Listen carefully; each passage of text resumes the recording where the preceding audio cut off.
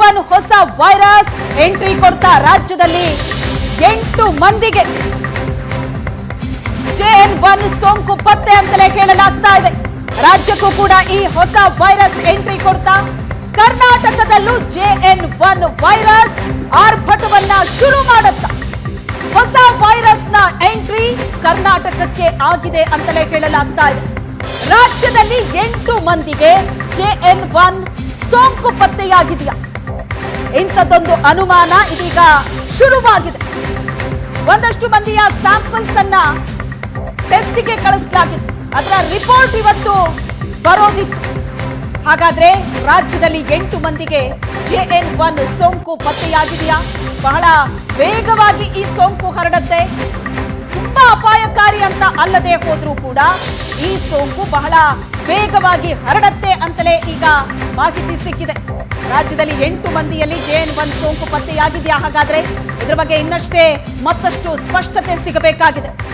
ಕರ್ನಾಟಕ ಅಗ್ರವಾರ್ತೆಯಲ್ಲಿ ಮತ್ತೊಂದು ಎಕ್ಸ್ಕ್ಲೂಸಿವ್ ಆದಂತಹ ಸುದ್ದಿ ಇದು. JN1 ಹೊಸ ವೈರಸ್ ರಾಜ್ಯಕ್ಕೂ ಕೂಡ ಎಂಟ್ರಿ ಕೊಟ್ಟಿದೆಯಾ? ಕೇರಳದಲ್ಲಿ ಈಗಾಗಲೇ ಆರ್ಭಟ ಮಾಡ್ತಾ ಇರುವಂತಹ ಈ ವೈರಸ್ ರಾಜ್ಯಕ್ಕೆ ಎಂಟ್ರಿ ಕೊಡಬಾರದು ಅಂತ ಸಾಕಷ್ಟು ಮುನ್ನೆಚ್ಚರಿಕೆ ಮುಂಜಾಗ್ರತೆಯನ್ನ ತೆಗೆದುಕೊಳ್ಳಲಾಗಿತ್ತು. ಗೋವಾದಲ್ಲಿ 34, ಮಹಾರಾಷ್ಟ್ರದಲ್ಲಿ 9, ಹಾಗಾದ್ರೆ ಕರ್ನಾಟಕದಲ್ಲಿ 8. JN1 ವೈರಸ್ನ ಸಂಖ್ಯೆ ದಿನದಿಂದ ದಿನಕ್ಕೆ ಏರಿಕೆಯಾಗ್ತಾ ಇದೆ. ಕರ್ನಾಟಕದಲ್ಲೂ JN1 ಹೊಸ ವೈರಸ್ ಎಂಟ್ರಿ ಕೊಟ್ಟಿದೆಯಾ? ರಾಜ್ಯದಲ್ಲಿ 8 ಮಂದಿಗೆ JN1 ಸೋಂಕು ಪತ್ತೆ ಅಂತಲೇ ಹೇಳಲಾಗ್ತಾ ಇದೆ. ಅಲ್ಲಿಗೆ ಸೋಂಕಿತರ ಸಂಖ್ಯೆ 63ಕ್ಕೆ ಏರಿಕೆಯಾದಂತಾಗತ್ತೆ.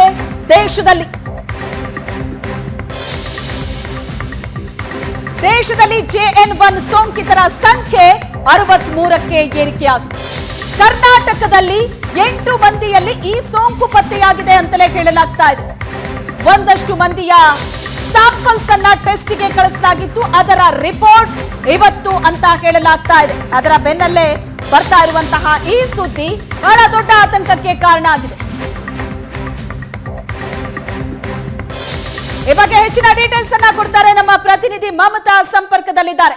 ಮಮತಾ, ಯಾವ ಆತಂಕ ಇತ್ತೋ ಅದೇ ಆಗ್ತಾ ಇದೆಯಾ ಇಲ್ಲಿ ಅನ್ನೋ ಅನುಮಾನ ಇದೆ. JN1 ಹೊಸ ವೈರಸ್ ಹಾಗಾದ್ರೆ ರಾಜ್ಯಕ್ಕೆ ಎಂಟ್ರಿ ಕೊಟ್ಟಿದೆಯಾ? ಒಂದಷ್ಟು ಜನರ ಸ್ಯಾಂಪಲ್ಸ್ ಅನ್ನ ಟೆಸ್ಟ್ ಕಳಿಸಲಾಗಿತ್ತು. ಅದರ ರಿಪೋರ್ಟ್ ಇವತ್ತು ಬರೋದಿತ್ತು. ಅದರ ಬಗ್ಗೆ ಏನ್ ಕ್ಲಾರಿಟಿ ಸಿಗ್ತಾ ಇದೆ? ಶ್ವೇತಾ, ಹೌದು, ಈಗಾಗಲೇ JN.1 ಅನ್ನುವಂಥ ತಳಿ ಇದೆಯಾ? ಅದೇ ಕೋವಿಡ್ ಇಂದಾಗಿ ಆ ಉಪತಳಿಯಿಂದಾಗಿನೇ ಇಷ್ಟು ಸಾವು ಆಯ್ತಾ ಅನ್ನುವಂತಹ ಒಂದಷ್ಟು ಅನುಮಾನ ಇತ್ತು. ಅಂತಲೇ ಈಗಾಗಲೇ ಮೊದಲಿಗೆ 50 ಜನರ ಸ್ಯಾಂಪಲ್ಸ್ ಅನ್ನು ಕೂಡ ಟೆಸ್ಟ್ಗೆ ಜಿನೋಮಿಕ್ ಸೀಕ್ವೆನ್ಸ್ಗೆ ಅಂತ ಹೇಳಿ ಕಳಿಸಲಾಗಿತ್ತು. ಅದರ ರಿಪೋರ್ಟ್ ಇವತ್ತು ಬರೋದಿತ್ತು. ಹಾಗಾಗಿ ಆ ರಿಪೋರ್ಟ್ ಈಗಾಗಲೇ ಬಂದಿರುವಂತದ್ದು. ಕರ್ನಾಟಕದಲ್ಲಿ 8 ಜನರಿಗೆ JN.1 ಅನ್ನುವಂಥದ್ದು ಈಗಾಗಲೇ ಈ ರಿಪೋರ್ಟ್ ವರದಿಯ ಮೂಲಕ ತಿಳಿದು ಬಂದಿದೆ. ಹಾಗಾಗಿ ಈಗಾಗಲೇ ರಾಜ್ಯದಲ್ಲಿ JN1 ಏನು ಎಂಟ್ರಿ ಕೊಟ್ಟಿದೆ ಅನ್ನುವಂಥದ್ದು ಭಯಕ್ಕೆ ಒಂದು ಕಾರಣ ಆಗಿರುವಂತದ್ದು. ಯಾಕಂತಂದ್ರೆ ಈಗಾಗಲೇ ಈ ರೂಪಾಂತರಿ ತಳಿ ಏನಿದೆ ಇದು ತುಂಬಾ ಫಾಸ್ಟ್ ಆಗಿ ಹರಡುತ್ತೆ ಅನ್ನುವಂಥದ್ದು ಈಗಾಗಲೇ ಆರೋಗ್ಯ ಇಲಾಖೆಯಿಂದ ಕೂಡ ಹೇಳಲಾಗಿತ್ತು. ಆದ್ರೆ ಇದರಲ್ಲಿ ಡೆತ್ ಪ್ರಮಾಣ ಕಡಿಮೆ ಇತ್ತು ಅನ್ನುವಂಥದ್ದನ್ನು ಕೂಡ ಈಗಾಗಲೇ ಸ್ಪಷ್ಟಪಡಿಸಿದ್ರು. ಆದ್ರೆ ಈ ಒಂದು ಆತಂಕಕಾರಿ ಅಂದ್ರೆ ಈಗಾಗಲೇ JN1 ಏನು ರಿಪೋರ್ಟ್ ಅಲ್ಲಿ ಈ ಡೆತ್ ಅಲ್ಲಿ 8 ಜನರಿಗೆ ಈ ಸೋಂಕು ಅನ್ನುವಂಥದ್ದು ಕನ್ಫರ್ಮ್ ಆಗಿರುವಂತಹ ನಿಟ್ಟಿನಲ್ಲಿ ಇನ್ನಷ್ಟು ಭಯ ಆತಂಕ ಜನರಲ್ಲಿ ಜಾಸ್ತಿ ಆಗ್ತಾ ಇದೆ. ಯಾಕಂತಂದ್ರೆ ಈಗಾಗಲೇ ಏನು ಆರೋಗ್ಯ ಇಲಾಖೆಯಿಂದಲೂ ಕೂಡ ಹೇಳಲಾಗಿತ್ತು ಈ ಒಂದು ಸೋಂಕು ಏನಿದೆ ಇದು ತುಂಬಾ ಫಾಸ್ಟ್ ಆಗಿ ಹರಡುತ್ತೆ, ಜನ ಒಬ್ಬರಿಗೆ ಬಂದ್ರೆ ಇಡೀ ಫ್ಯಾಮಿಲಿಗೆ ಬರುತ್ತೆ ಅನ್ನುವಂಥದ್ದು. ಹಾಗಾಗಿ ಪ್ರತಿಯೊಬ್ಬರು ಕೂಡ ಎಚ್ಚರಿಕೆಯಿಂದ ಇರಿ ಅನ್ನುವಂಥದ್ದನ್ನು ಕೂಡ ಈಗಾಗಲೇ ಸ್ಪಷ್ಟವಾಗಿ ಆರೋಗ್ಯ ಇಲಾಖೆ ಕೂಡ ಹೇಳಿತ್ತು. ಅದನ್ನ ಈಗ ನೋಡ್ತಾ ಇದ್ರೆ ಇದರಲ್ಲಿ ಮದ್ದೂರ್ದು ಕೂಡ ಒಂದು ಏನು ಸ್ಯಾಂಪಲ್ ಹೋಗಿತ್ತು. ಅದ್ರ ಜೊತೆಗೆ ಚಾಮರಾಜಪೇಟೆಯಲ್ಲಿ ಇತ್ತೀಚೆಗೆ ಏನು ಡೆತ್ ಆಗಿತ್ತು ಅದು ಕೂಡ ಹೋಗಿತ್ತು. ಜೊತೆಗೆ ಜಯದೇವದಲ್ಲಿ ಒಬ್ಬರಿಗೆ ಸೋಂಕು ಹರಡಿತ್ತು, ಅದು ಆ ಸ್ಯಾಂಪಲ್ಸ್ ಅನ್ನು ಕೂಡ ಕಳಿಸಲಾಗಿತ್ತು. ಹಾಗಾಗಿ ಇದರಲ್ಲಿ ಯಾರ್ಯಾರು ಈ JN1 ಡೆತ್ ಆಗಿದ್ದಾರೆ ಅನ್ನುವಂಥದ್ದು ರಿಪೋರ್ಟ್ ಕರೆಕ್ಟ್ ಆಗಿ ಇನ್ನೂ ಕೂಡ ತಿಳಿದು ಬಂದಿಲ್ಲ. ಆದ್ರೆ ಒಟ್ಟಿನಲ್ಲಿ 8 ಜನರಿಗೆ ರಾಜ್ಯದಲ್ಲಿ ಒಟ್ಟು 8 ಜನರಿಗೆ ಹೊಸ ರೂಪಾಂತರಿ ತಳಿಯಿಂದಾಗಿಯೇ ಡೆತ್ ಆಗಿದ್ದಾರೆ ಅನ್ನುವಂಥದ್ದು ಈಗಾಗಲೇ ರಿಪೋರ್ಟ್ ಬಂದಿರುವಂತದ್ದು. ಹಾಗಾಗಿ ಇನ್ನಷ್ಟು ಟಫ್ ರೂಲ್ಸ್ ಅನ್ನ ಮಾಡೋದಿಕ್ಕೂ ಕೂಡ ಆರೋಗ್ಯ ಇಲಾಖೆ ನಿರ್ಧಾರ ಮಾಡುತ್ತೆ. ಯಾಕಂತಂದ್ರೆ ಹೊಸ ವರ್ಷಾಚರಣೆಯ ಸಂಭ್ರಮದಲ್ಲಿ ಜನ ಕೂಡ ಇದ್ದಾರೆ. ಅದ್ರ ಜೊತೆಗೆ ಈಗಾಗಲೇ ಏನು ಅದಕ್ಕೆ ಬೇಕಾಗಿರುವಂತಹ ತಯಾರಿಯನ್ನು ಕೂಡ ಜನ ಕೂಡ ಮಾಡ್ಕೊಂತಾ ಇದ್ದಾರೆ. ಎಲ್ಲೆಲ್ಲಿ ಸಂಭ್ರಮಾಚರಣೆ ಮಾಡಬೇಕು, ಹೇಗೆ ಅಂದ್ರೆ ಪಬ್ಗಳಲ್ಲಿ ಇರ್ಬೋದು, ಜನ ಗುಂಪುಗೂಡುವಂಥದ್ದು, ಇದೆಲ್ಲದಕ್ಕೂ ಕೂಡ ಈಗಾಗಲೇ ತಯಾರಿ ನಡೀತಾ ಇರುವಂತದ್ದು. ಹಾಗಾಗಿ ಈ ಕೋವಿಡ್ ಏನು ಹೊಸ ರೂಪಾಂತರ ತಳಿಯನ್ನ ಕಟ್ಟಿ ಹಾಕೋದಿಕ್ಕೆ ಈಗಾಗಲೇ ಆರೋಗ್ಯ ಇಲಾಖೆ ಸಿದ್ಧತೆ ಕೂಡ ಮಾಡ್ಕೊಂತಾ ಇದೆ. ಆ ನಿಟ್ಟಿನಲ್ಲಿ ಈಗಾಗಲೇ 27ಕ್ಕೆ ಒಂದು ಸಭೆಯನ್ನು ಕೂಡ ಕರೆದಿದೆ. ಈ ಸಭೆಯಲ್ಲಿ ಮುಂದಿನ ನಿರ್ಧಾರ ಅಂದ್ರೆ ಹೊಸ ಗೈಡ್ಲೈನ್ಸ್ ಅನ್ನ ಹೊರಡಿಸ್ಬೇಕಾ, ಯಾವ ರೀತಿಯ ಮುನ್ನೆಚ್ಚರಿಕಾ ಕ್ರಮಗಳನ್ನ ತೆಗೆದುಕೊಳ್ಳಬೇಕು ಅನ್ನುವಂತಹ ನಿಟ್ಟಿನಲ್ಲಿ ಸಭೆಯನ್ನ ಏನು ನಡೆಸೋದಿಕ್ಕೂ ಕೂಡ ತೀರ್ಮಾನ ಮಾಡಿರುವಂತದ್ದು. ಈ ಸಭೆಯಲ್ಲಿ ಆರೋಗ್ಯ ಇಲಾಖೆ ಇರ್ಬೋದು ಅಥವಾ ಪೊಲೀಸ್ ಇಲಾಖೆ ಇರ್ಬೋದು, ಜೊತೆಗೆ DHOಗಳು ಎಲ್ಲರೂ ಕೂಡ ಈ ಸಭೆಯಲ್ಲಿ ಭಾಗಿಯಾಗ್ತಾರೆ. ಈ ಸಭೆಯ ಬಳಿಕ ಅಂದ್ರೆ ಉಪಸಮಿತಿ ಕೂಡ ಸರ್ಕಾರದಿಂದ ಉಪಸಮಿತಿಯನ್ನು ಕೂಡ ರಚನೆ ಮಾಡಲಾಗಿದೆ. ಆ ಸಮಿತಿ ಕೂಡ ಇರುತ್ತೆ. ಹಾಗಾಗಿ ಅವರಿಂದ ಒಂದಷ್ಟು ಏನು ಮಾಹಿತಿಗಳನ್ನು ಕೂಡ ತೆಗೆದುಕೊಂಡು ಈ ಹೊಸ ಗೈಡ್ಲೈನ್ಸ್ ಅನ್ನ ಬಿಡುಗಡೆ ಮಾಡುವಾಗ ಏನೇನು ಅದರಲ್ಲಿ ಮೆನ್ಷನ್ ಮಾಡಬೇಕು ಅನ್ನುವಂಥದ್ದನ್ನು ಕೂಡ ಮಾರ್ಗದರ್ಶನವನ್ನ ಪಡೆದುಕೊಂಡು ಬಳಿಕ ಹೊಸ ಗೈಡ್ಲೈನ್ಸ್ ಅನ್ನು ಬಿಡುಗಡೆ ಮಾಡೋದಕ್ಕೂ ಕೂಡ ತಯಾರಿಯನ್ನು ನಡೆಸಲಾಗ್ತಾ ಇದೆ. ಈ ಒಂದು ಈಗಾಗಲೇ ರಿಪೋರ್ಟ್ ಏನು ಬಂದಿದೆ, ಈ ರಿಪೋರ್ಟ್ ಅನ್ನ ಈಗ ನೋಡ್ತಾ ಇದ್ರೆ ಜನರಲ್ಲಿ ಮತ್ತಷ್ಟು ಆತಂಕ ಹುಟ್ಟಿಸುವಂತ ಖಂಡಿತ. ಯಾಕಂತಂದ್ರೆ ಕೇರಳ ಮತ್ತೆ ಕರ್ನಾಟಕ ಗಡಿ ಭಾಗದಲ್ಲಿ ಸಾಕಷ್ಟು ಎಚ್ಚರಿಕೆ ತೆಗೆದುಕೊಳ್ಳಲಾಗಿತ್ತು. ಇದೇ ಕಾರಣಕ್ಕಾಗಿ ಈಗ 8 ಜನರಲ್ಲಿ ಏನು ಸೋಂಕು ಪತ್ತೆ ಅಂತ ಹೇಳಲಾಗ್ತಾ ಇದೆ. ಅದರಲ್ಲಿ ಕೆಲವರು ಮೈಸೂರು ಭಾಗದವರು ಅನ್ನೋ ಇನ್ಫಾರ್ಮೇಶನ್ ಕೂಡ ಸಿಗ್ತಾ ಇದೆ, ಹೌದಾ ಅಂತ. ಜೊತೆಗೆ ಇದು ಹರಡುವಂತಹ ಸ್ಪೀಡ್ ಯಾವ ರೀತಿ ಇರುತ್ತೆ, ಅಂದ್ರೆ ಯಾವ ರೀತಿ ಕ್ರಮವನ್ನ ಈಗ ಇಮಿಡಿಯೇಟ್ಲಿ ಸರ್ಕಾರ ತಗೋಬೇಕಾಗತ್ತೆ. ಈಗ ನ್ಯೂ ಇಯರ್ ಸೆಲೆಬ್ರೇಷನ್ ಇದೆ, ಭರ್ಜರಿ ತಯಾರಿ ಆಗಿದೆ, ಜನ ಗುಂಪಾಗಿ ಓಡಾಡೋ ಸಮಯ ಇದು. ಇದನ್ನ ಕಂಟ್ರೋಲ್ ಮಾಡೋ ಸರ್ಕಾರಕ್ಕೂ ಕೂಡ ಬಹಳ ಕಷ್ಟ ಆಗ್ಬಿಡುತ್ತೆ. ಶ್ವೇತಾ, ಹೌದು.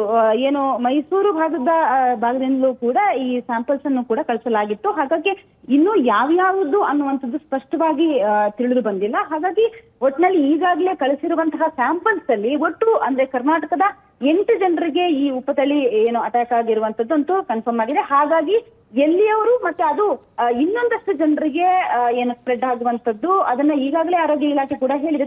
ತುಂಬಾ ತೀವ್ರವಾಗಿ ಹರಡುತ್ತೆ ಅನ್ನುವಂಥದ್ದನ್ನ ಈಗಾಗಲೇ ಸ್ಪಷ್ಟವಾಗಿ ಆರೋಗ್ಯ ಇಲಾಖೆ ಹೇಳಿದೆ. ಹಾಗಾಗಿ ಪ್ರತಿಯೊಬ್ರು ಕೂಡ ಎಚ್ಚರಿಕೆಯಿಂದ ಇರಿ ಅನ್ನುವಂಥದ್ದನ್ನ ಸ್ಪಷ್ಟವಾಗಿ ಜನರಲ್ಲಿ ಮನವಿ ಮಾಡಿಕೊಂಡಿದೆ ಆರೋಗ್ಯ ಇಲಾಖೆ. ಹಾಗಾಗಿ ಜನ ಕೂಡ ಎಚ್ಚರದಿಂದ ಇರಬೇಕಾಗತ್ತೆ. ಇನ್ನು ಹೊಸ ವರ್ಷ ಬರುತ್ತೆ ಅನ್ನುವಂತಹ ನಿಟ್ಟಿನಲ್ಲಿ ಕೂಡ ಇನ್ನೊಂದು ಹೊಸ ಗೈಡ್ಲೈನ್ಸ್ ಅನ್ನ ಕೂಡ ಬಿಡುಗಡೆ ಮಾಡ್ತೀವಿ ಅನ್ನುವಂಥದ್ದನ್ನು ಈಗಾಗಲೇ ಆರೋಗ್ಯ ಇಲಾಖೆ ಕೂಡ ಹೇಳ್ಕೊಂಡಿತ್ತು. ಜೊತೆಗೆ ಏನು ಅಯ್ಯಪ್ಪ ಸ್ವಾಮಿ ಭಕ್ತರಲ್ಲೂ ಕೂಡ ಅವ್ರನ್ನ ಗಡಿ ಭಾಗದಲ್ಲಿ ಅವ್ರನ್ನೂ ಕೂಡ ಟೆಸ್ಟ್ ಮಾಡ್ತೀವಿ. ಅಂದ್ರೆ ಏನು ಯಾವ್ದಾದ್ರು ಶೀತ, ಕೆಮ್ಮು, ನೆಗಡಿ ಅಂದ್ರೆ ಏನಾದ್ರು ಅಂತಹ ಜ್ವರ ಅಂತದ್ದೇನಾದ್ರೂ ಕಾಣಿಸ್ಕೊಂಡ್ರೆ ಅವ್ರನ್ನ ಟೆಸ್ಟ್ ಮಾಡ್ಲೇಬೇಕು. ಆಯಾ ಭಾಗದ DHOಗಳಿಗೂ ಕೂಡ ಈಗಾಗಲೇ ನಾವು ಇದನ್ನ ಕರೆಕ್ಟ್ ಆಗಿ ಸೂಚನೆಯನ್ನು ನೀಡಲಾಗಿದೆ ಅನ್ನುವಂಥದ್ದನ್ನ ಈಗಾಗಲೇ ಆರೋಗ್ಯ ಇಲಾಖೆ ಕೂಡ ಹೇಳಿದೆ. ಹಾಗಾಗಿ ಯಾರ್ಯಾರು ಗಡಿ ಭಾಗದಲ್ಲಿ ಏನಾದ್ರು ಅಂದ್ರೆ ಅಯ್ಯಪ್ಪ ಸ್ವಾಮಿ ಭಕ್ತರು ಏನಿರ್ತಾರೆ ಏನಾದ್ರೂ ಆರೋಗ್ಯ ಸಮಸ್ಯೆಯಿಂದ ಬಳಲ್ತಾ ಇದ್ರೆ ಅವ್ರನ್ನೂ ಕೂಡ ಏನೋ ಟೆಸ್ಟ್ ಮಾಡಲಾಗುತ್ತೆ. ಜೊತೆಗೆ ಅಂಥದ್ದೇನಾದ್ರೂ ಸಮಸ್ಯೆ ಅಂದ್ರೆ ಟೆಸ್ಟ್ ಮಾಡಿದ್ಮೇಲೆ ರಿಪೋರ್ಟ್ ಬರೋವರೆಗೂ ಕೂಡ ಅವ್ರನ್ನ ಐಸೋಲೇಷನ್ ಮಾಡಲಾಗುತ್ತೆ ಅನ್ನುವಂಥದ್ದನ್ನು ಕೂಡ ಈಗಾಗಲೇ ಆರೋಗ್ಯ ಇಲಾಖೆ ಸ್ಪಷ್ಟವಾಗಿ ಹೇಳಿದೆ. ಹಾಗಾಗಿ ಈಗ ಹೊಸ ವರ್ಷಾಚರಣೆ ಬರುವಂತಹ ನಿಟ್ಟಿನಲ್ಲೂ ಕೂಡ ಮತ್ತೊಂದು ಸಭೆಯನ್ನ ಕರೆದು ಅದಾದ ಬಳಿಕ ಇನ್ನು ಹೊಸದಾಗಿ ಒಂದು ಗೈಡ್ಲೈನ್ಸ್ ಕೂಡ ಹೊರಬೀಳಿದೆ. Shweta, yes, thank you Mamata ನಿಮ್ಮೆಲ್ಲ ಡೀಟೇಲ್ಸ್ಗೆ. ಒಟ್ಟಾರೆ ಈ ತಳಿ ಈಗ ಕರ್ನಾಟಕಕ್ಕೆ ಎಂಟ್ರಿ ಕೊಟ್ಟಿರೋದು ಕನ್ಫರ್ಮ್ ಆಗ್ತಾ ಇದ್ದಂತೆ ಇದು ಬಹಳ ದೊಡ್ಡ ಆತಂಕಕ್ಕೂ ಕೂಡ ಕಾರಣ ಆಗ್ತಾ ಇದೆ. ಬಿಕಾಸ್ ಇದು ಟಫ್ ಟೈಮ್, ಎದುರುಗಡೆ ನ್ಯೂ ಇಯರ್ ಇದೆ, ಅದರ ಸೆಲೆಬ್ರೇಷನ್ ಭರ್ಜರಿಯಾಗಿ ನಡೀತಾ ಇದೆ. ಯಾವುದೇ ಅಂತಹ ಸ್ಟ್ರಿಕ್ಟ್ ಆದಂತಹ ರೂಲ್ಸ್ಗಳಿಲ್ಲ, ನಿರ್ಬಂಧಗಳಿಲ್ಲ. ಸೆಲೆಬ್ರೇಷನ್ ನ ಮೇಲೆ ಜನ ಗುಂಪಾಗಿ ಸೇರ್ತಾರೆ, ಜನ ಮೋಜು ಮಸ್ತಿಯಲ್ಲಿ ತೊಡಗಿರ್ತಾರೆ. ಇಂಥ ಸಂದರ್ಭದಲ್ಲಿ ಏನ್ ಎಚ್ಚರಿಕೆ ತೆಗೆದುಕೊಳ್ಳೋದಕ್ಕಾಗತ್ತೆ? ಹೊಸ ವೈರಸ್ ಈಗಾಗಲೇ ರಾಜ್ಯಕ್ಕೆ ಎಂಟ್ರಿ ಕೊಟ್ಟಿರೋದ್ರಿಂದ ಈ ಪರಿಸ್ಥಿತಿಯನ್ನ ನಿಭಾಯಿಸೋದಿದೆಯಲ್ಲ, ಇದು ಆರೋಗ್ಯ ಇಲಾಖೆಗೂ ಕೂಡ ಬಹಳ ದೊಡ್ಡ ಟಾಸ್ಕ್ ಆಗತ್ತೆ. ಇದು ನೋಡೋಣ ಮುಂದಿನ ದಿನಗಳಲ್ಲಿ ಯಾವ ರೀತಿಯಾದಂತಹ ಕ್ರಮವನ್ನ ತೆಗೆದುಕೊಳ್ಳಲಾಗತ್ತೆ ಅಂತ.